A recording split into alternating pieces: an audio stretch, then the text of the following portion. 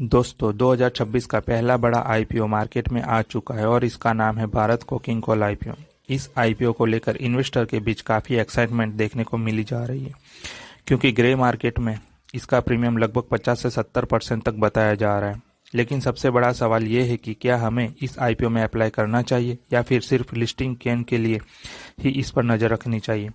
आज के इस वीडियो में मैं आपको इस आईपीओ से जुड़ी हर इंपॉर्टेंट बात बिल्कुल सिंपल और क्लियर तरीके से समझाने वाला हूँ।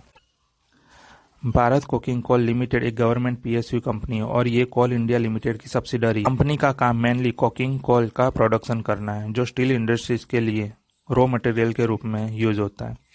इसी वजह से ये कंपनी कोल और स्टील सेक्टर के बीच एक इम्पोर्टेंट रोल प्ले करती है। भारत कोकिंग कोल का आईपीओ 9 जनवरी से 13 जनवरी तक क्लोज हो जाएगा, मतलब इन्वेस्टर के पास 3-4 दिन का समय रहेगा। अब बात करते हैं प्राइस बैंड और इन्वेस्टमेंट की।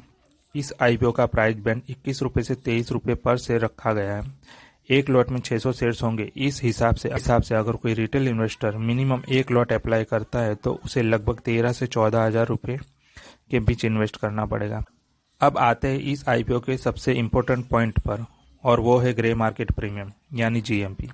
ग्रे मार्केट में अभी इस आईपीओ का प्रीमियम लगभग 12 से 15 रुपये के बीच चल रहा है। इसका मतलब ये निकलता है कि अगर मार्केट कंडीशन सपोर्टिव रही तो लिस्टिंग के टाइम ये सिर्फ 35 से 40 रुपये के आसपास लिस्ट हो सकता है। लेकिन यहाँ एक बात बहुत ज़रूरी है, जीएमपी कोई गारंटी नहीं होती। ये सिर्फ एक आइडिया देता है, पक्का प्रॉफिट की कोई गारंटी नहीं होती।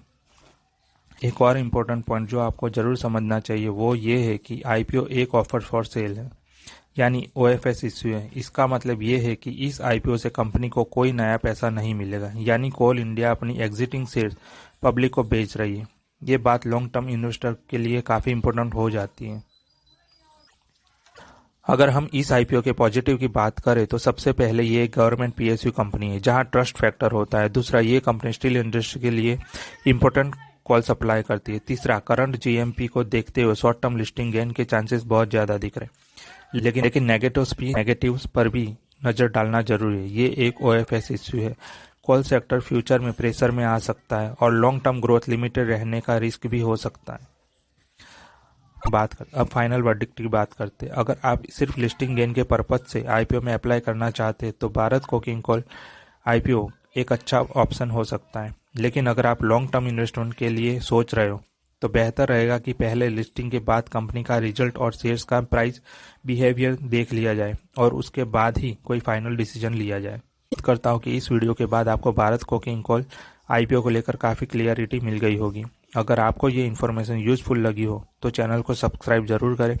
मैं पर्सनली इस आईपीओ में अप्लाई करने वाला हूँ और आप कमेंट में ज़रूर बताएं कि आप भी अप्लाई करोगे या फिर इसे स्किप करने का प्लान है। धन्यवाद और मिलते हैं नेक्स्ट वीडियो में।